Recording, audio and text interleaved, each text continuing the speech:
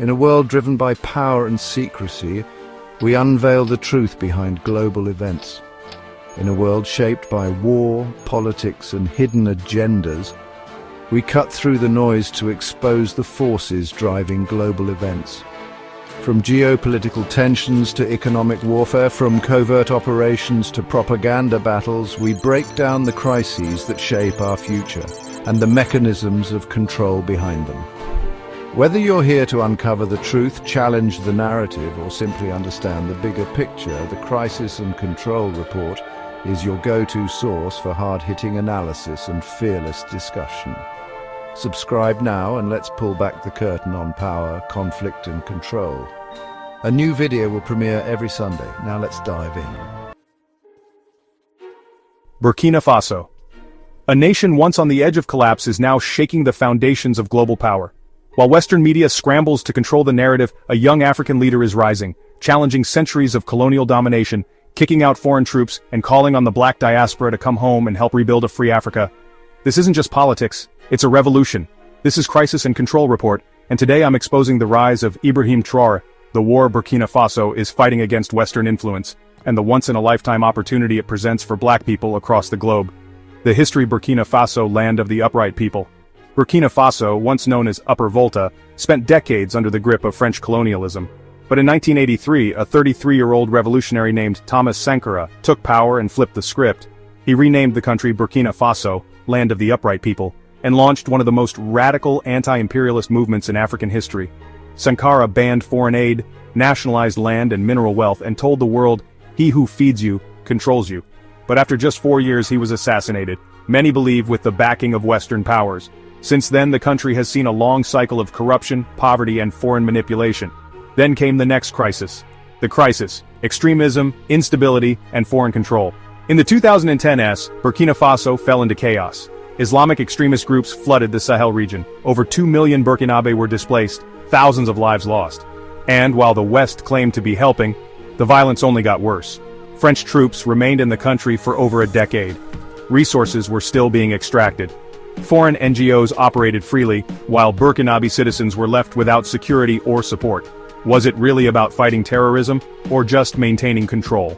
The rise of Ibrahim Traoré, a new type of leader.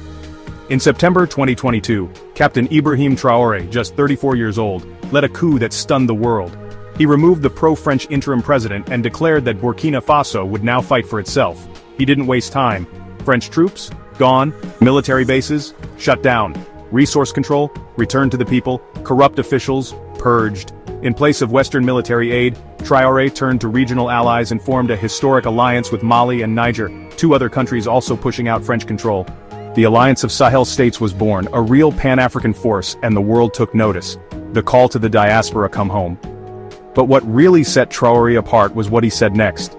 He didn't just speak to Burkinabe citizens, he spoke to you, to black people in America, in the Caribbean, in Europe, across the diaspora. Come home, he said. Help us rebuild, invest, create, contribute, own land, shape the future of Africa.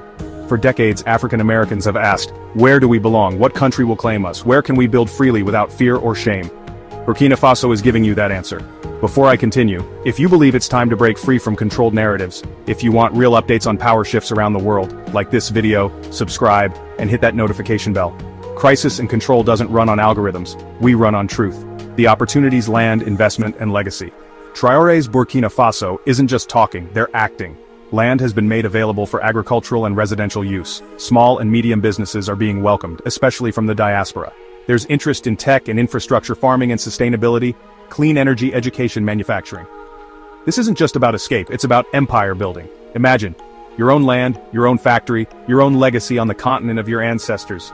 Is this the future of Africa? Burkina Faso is making enemies. Western diplomats are worried. Foreign NGOs are being kicked out. Propaganda campaigns are ramping up. Why?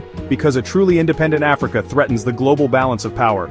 But others are watching closely. Mali, Niger, Guinea, Chad, even countries like South Africa and Ethiopia are quietly studying this model.